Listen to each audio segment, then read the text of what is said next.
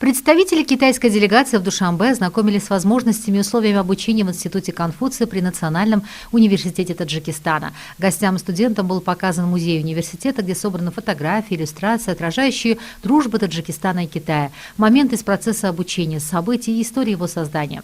Институт Конфуция при ТНУ был создан в августе 2008 года по инициативе взаимной поддержки Республики Таджикистан и Китайской Народной Республики. Институт Конфуция при Таджикском национальном университете предлагает более 10 разновидностей культурных занятий, организовывает различные учебно-культурные мероприятия, чтобы побудить студентов участвовать в различных конкурсах и стимулировать энтузиазм студентов к обучению. В среднем ежегодно проводятся здесь около сотни различных образовательных и культурных мероприятий.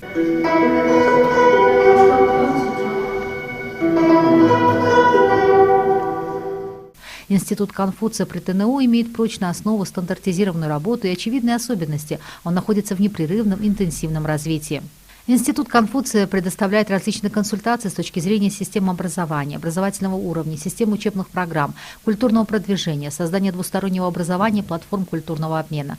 Большой прогресс был достигнут во многих аспектах, таких как перевод, участие в местных общественных мероприятиях, а также во многих других различных аспектах. Институт превратился в авторитетный руководящий центр для преподавания китайского языка в Таджикистане, важная платформа для двусторонних культурных обменов, центром образовательных и академических обменов, а также мостом для внутренних и внешних продвижений.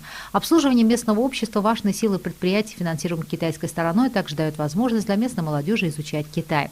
Отмечая важность такого института, стороны отметили, что такое сотрудничество, безусловно, было достигнуто благодаря развитию и совершенствованию взаимовыгодного культурного и дружественного сотрудничества с Китайской Народной Республикой, плодотворным результатом которого является создание Института образования и культуры Конфуция при университете. В свою очередь, китайская делегация отметила, что китайский язык является мостом для продвижения взаимовыгодного сотрудничества между Китаем и Таджикистаном.